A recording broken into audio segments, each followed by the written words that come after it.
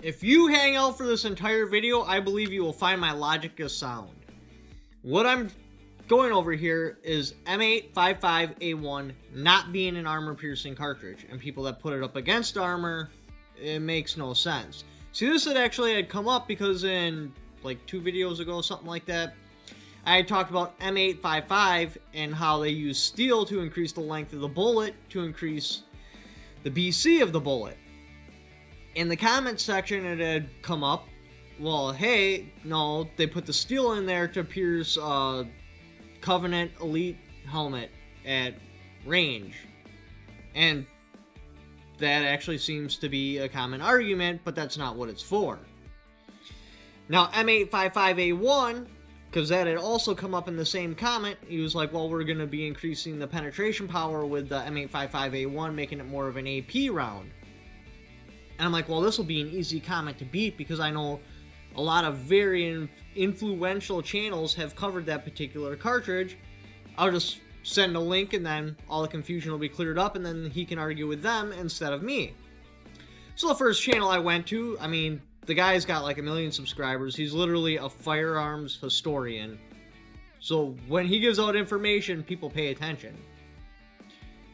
And he starts testing it against body armor. I'm like, that's really odd that that person doesn't know the difference between ball and AP. But whatever, we'll count that as a mulligan. Next channel I go to, I consider him an AR-15 expert. I mean, he literally was in the industry making them and stuff. Well, he kind of talked about it in a couple of videos, but he was more talking about the damage it does to the guns. I'm like, well, alright, well, he's got also a website blog. Let's go on there and see what he says.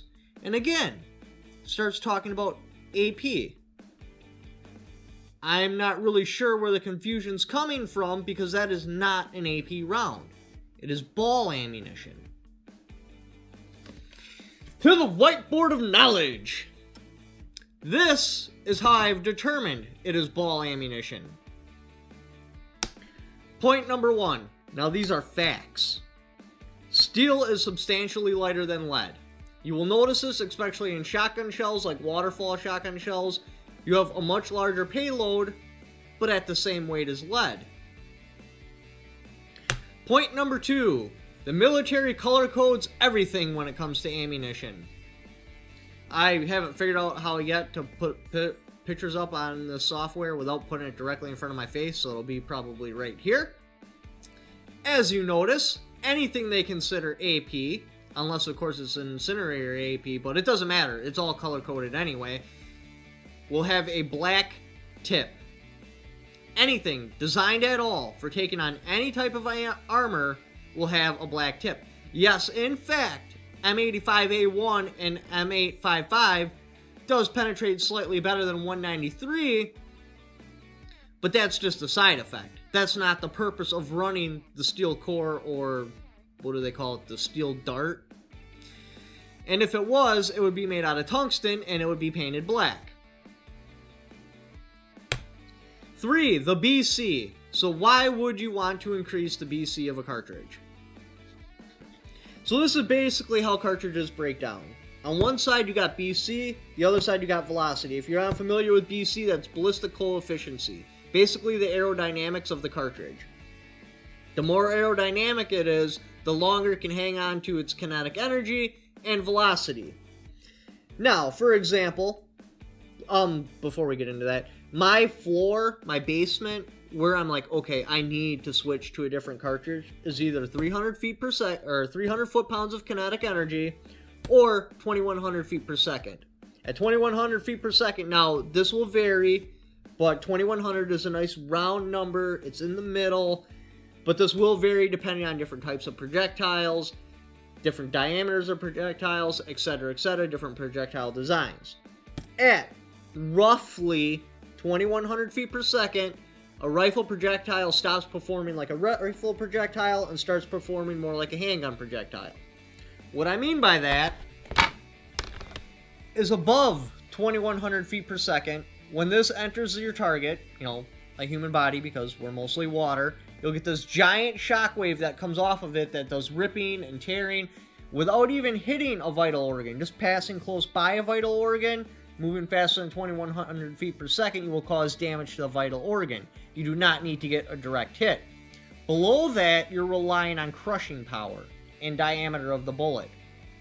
So if there's no cartridge at all at the range I want to shoot that's over 2100 feet per second, then I'm going to be looking at bullet weight and bullet diameter, because I'm going to be using crushing power. I want the biggest chance possible of hitting one of those vital organs. In a perfect world, now this is limited to current technology. I mean, yes, I would love to have a projectile moving at 6,000 feet per second, but that's just not going to happen with our current technology and how we accelerate bullets. At some point in the future that may happen, but right now the target number is about 3,000 feet per second. That's where you want your projectiles flying at. That's where it starts being considered hypervelocity. That's when you get super big damage and really fast. What you want your ballistic gel to look like, say this is your block. You want instant trauma, and then a nice big wound, and then it's stopping. Ideally, you want your projectile to stop inside the target. If it stops inside the target, it did 100% kinetic energy transfer. If it does not stop inside the target, like say it passes through, it carries a bunch of kinetic energy with it. But you want it to enter in so violently and so fast, literally the kinetic energy getting expelled from the cartridge, or the projectile, rips the projectile apart. You get a bunch of little fragments, and you want this all to happen within the width of a chest. We'll say a skinny person, 8 inches. We'll say a fat person, 12 or 14 inches. So 12 or 14 inches would be the max you want it to penetrate, and you want it to be really effective around like the 8 to 10 inch mark. But you want it to enter in immediately and start going like that. If it looks like this,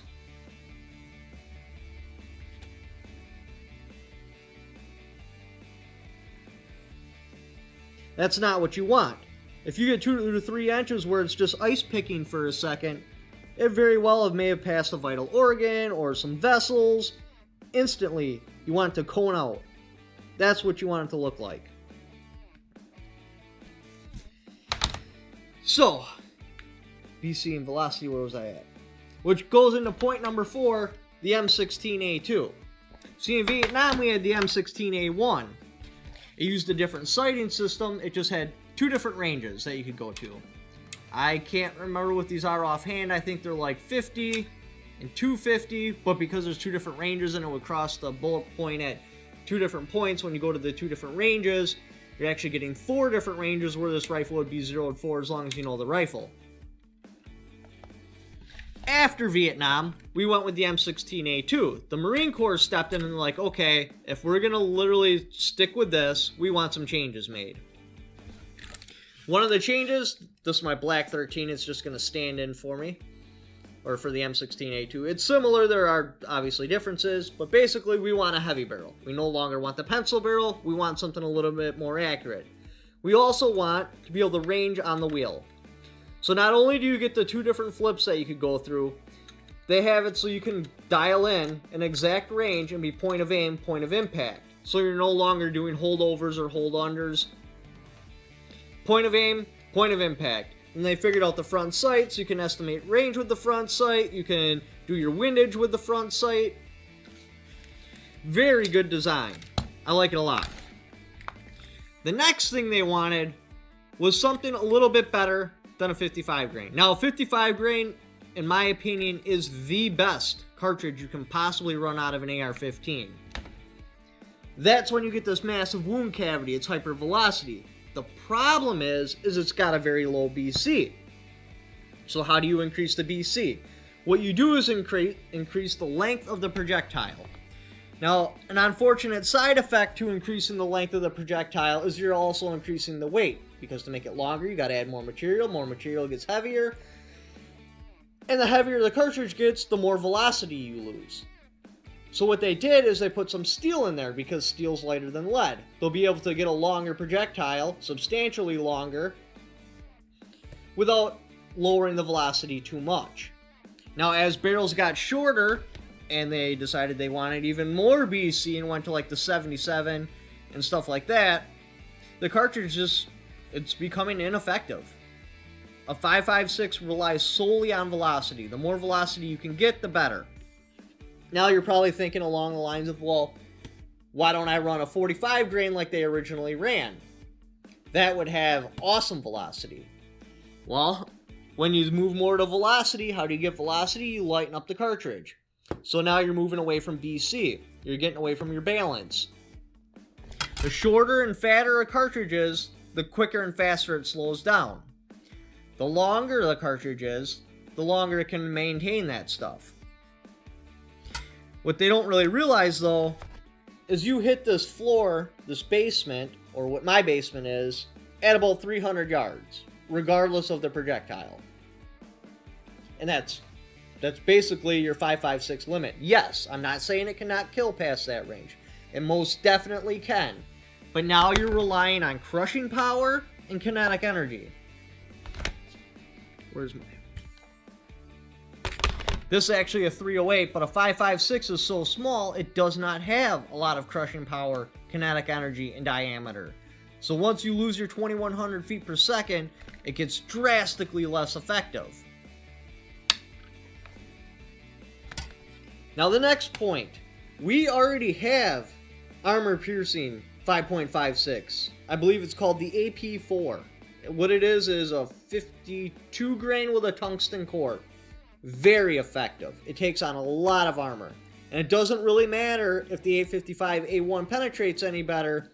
What it matters is if it passes through. It doesn't really matter if you put a nicer dent inside the armor plate. You need to pass through it for it to be effective. We're going up against Kevlar and armor plate. That's the only thing that matters. And when it comes to that, the only thing that matters is that it passes through. Number 6, 55 grain being the most effective .223 currently. Now, if they actually do perfect this cartridge, the M55A1... Oh, I almost forgot, too. Yeah, we'll talk about that now. So one of the biggest disadvantages when they went with the M16A2 is the SAW program. Because the SAW shot a very specific round, which was a tracer round that was really long and really light, and it took a very aggressive barrel twist to stabilize it, it was important that the M16A2 also had that aggressive barrel twist to be able to stabilize that. So they winded up going with a 1 in 7 instead of like a 1 or 9 or a 1 in 10, which would have been ideal for a 62 grain, which had a problem. Because 62 grain projectiles are not typically put together very well. Because when you're making a projectile, you got your copper cup, and then you take the lead. It's not molten lead. It's actually like a lead bar. And you use hydraulic pressure, and you smash it into the copper cup, and then that goes into a mandrel, and it makes your bullet. It's not exactly how it happens, but that gives you a rough idea. So basically, the lead gets smashed in there, and it fills up all spaces so you can make a nice balanced projectile. From what I understand, and again, I'm not an expert here, for some reason you cannot do that with the steel. I don't know if maybe they can't get the hydraulic pressure high enough, or maybe like the steel will just punch through the copper or something. There's a reason, I just don't know why it can't happen that way. So anyway, they're not put together very well. They're not balanced well. And when you have a cartridge that isn't perfectly balanced, the faster and faster you spin it, the more and more that becomes apparent. You're amplifying the problem. So 55, that will typically shoot great out of any AR-15, but a 62 typically only shoots good out of a low twist rate AR-15. Like a 1-9, 110, something like that. But then now you go to 112 and it won't stabilize it anymore. So it's kind of weird like that. Now the question you're probably thinking is, so you're not an expert, how do you know this information? Where did this come from? Can you send me a link to your sources? So how this had come about is I had bought a Bushmaster AR-15. Somebody fell asleep on the job while they were creating that Bushmaster. I had intended on running 55 grain ammo and then just putting a conversion on my dope wheel and doing it that way. Well, They had fallen asleep on the job, and what they did is they gave me too much free bore. So when the primer struck, the primer serves two purposes. One, to ignite the powder. Two, to pressurize the cartridge, because gunpowder performs differently under pressure. If I just pour it out on the table and I light it on fire, it'll slowly burn and cook and stuff like that. If I take that same gunpowder and I put it under pressure in a pressurized container, it flash ignites. So that's what the primer does. So when your primer's hit, your bullet moves forward. It's a side effect you just can't get away from. While inside your chamber, you'll have a free bore where your bullet can move a little bit. This way you can shoot different types of ammunition. I mean, obviously, if you hand load, you tune your ammo for that particular bore, and then you put it right in front of the rifling, so it might scoot forward, or it might not, like they have something called jam, where you literally load your ammo, so as soon as it chambers, it's already touching the rifling. Anyway, with this particular Bushmaster, they had fallen asleep on the job, and they had given it so much free bore, when I tried to run 55 grain, it would eject to where I was already in the boat tail, so it would sit there free. And those microns of a second, while it was pressurized and everything, it would shift slightly. So anytime I tried running 55 grain on my Bushmaster, I'd print targets like 6 MOA, 8 MOA, sometimes 9 MOA. Just horrible. I plug in 62 grain, all of a sudden it's like, right down to 3. And then as I worked on my Bushmaster and did more modifications to it, I got it down to 1.75, I think is the best with 62 grain, which is where you should see 62 grain. About 2 MOA. So anyway, I had made a video, and in that video, I talked about the 62 grain ammo, and at this time, I just stepped into it, because I would have never even thought about running 62 before. 55 is a better cartridge, in every way, shape, and form. It's a hypervelocity cartridge, with the limited range that an AR-15 has, where it stays hypervelocity, and it's actually really super effective, it's 300 yards. So for me, there's no point in going past the 55 grain. Yes, a 62 grain, it does hold its kinetic energy, and it does have less wind drift, and it does have less drop because it's more ballistically coefficient, but it doesn't matter. At 300 yards, I'm dropping below 2,100 feet per second, regardless what projectile I'm using, whether that's 77, 62, whatever. So at 300 yards, unless I absolutely have to make that shot, if I have any choice in the matter whatsoever, I'm picking something else. I'm going with a 308 or something like that. So in that video, I called the 62 grain a light armor penetrator, or light armor piercing, or armor piercing. I don't remember my exact words. I'll put a link to the video at the end of this video so you can go and see it yourself and laugh at me. Anyways, a couple of people lost their shit in the comments, and they're like, dude, it is not armor piercing. It is not a penetrator. Do your research. And so I did. I jumped into the internet, arms spread wide, spread eagle, and just dug and dug and dug and dug, and that's where I came up with all this information. There's no one direct site I could send you a link to. You would have to just spend days upon days upon days cross-referencing information, reading different forums, going through the history channel, seeing what the manufacturers actually say, cross-referencing that information, and figuring out exactly what it's for. And yes, it's a mild steel. It's not hardened. It's not tungsten. It's just a steel. All it's there for is to take up space to increase the BC of the cartridge, or the projectile. So what I'm getting at with all of this, why it doesn't make sense, these major influencer channels, instead of testing armor penetration, instead of testing gel blocks at close range, because if they can get this projectile to work, and work well, it will be like the best thing that hit the AR-15 platform. Yes, it will make all A2 sights obsolete, but I kind of think it would be worth it. They should be doing ballistic gel tests at range.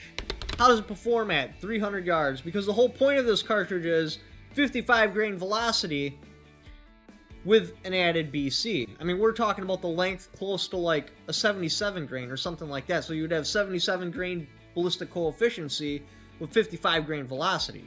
That would be amazing. Unfortunately, it totally eats the rifles, and the little steel tip wiggles. You need a very fast twist rate to be able to stabilize that because it's light and long. But if you throw a fast twist rate on it, because it's not going to be balanced, because the tip literally wiggles, you can wiggle the tip, you can spin the tip, it's going to be horribly inaccurate. You throw something like that under a fast twist rate, and it's just going to go off in different directions and do whatever the hell it wants. Anyway, if they can actually connect with a ballistic gel block, that's what they should be doing. Testing it against like 55 grain, 77 grain, 62 grain at like 300 yards. How does it perform at, say, 400 yards? Where's the ballistic gel like that? Because up close and personal, you're not really seeing the difference. They're all flying super fast at that point. It's when you get downrange and the velocity bleeds off of those other cartridges. Yeah, the 77 will keep up with the BC. It won't bleed off like the new M85A1, but it doesn't start with enough velocity. If they could get like the 77 grain coming out of the barrel at like 3,200 feet per second, that would be amazing. But they can't. It's something like 28 or 25, which is already... I mean, that's barely over 2,100 feet per second. I'll just go 55 grain. And then if I want to shoot long range, I'll go with a 308. But that's where they should be testing it. They should be doing ballistic gel tests at range. That's where the difference would come from. Anyway, if you'd like to check out any of my other videos, this one will probably be the one where I said the really stupid stuff. And I'll just have this one random. If you'd like to help support the channel, I got Patreon. I also got affiliate links in the description down below. You don't even have to buy what the link's for. Just clicking on that link and then buying shit off of Amazon you were already going to buy anyway. I get a little kickback for it because you went there off of my channel. Thank you for watching. Don't forget to subscribe.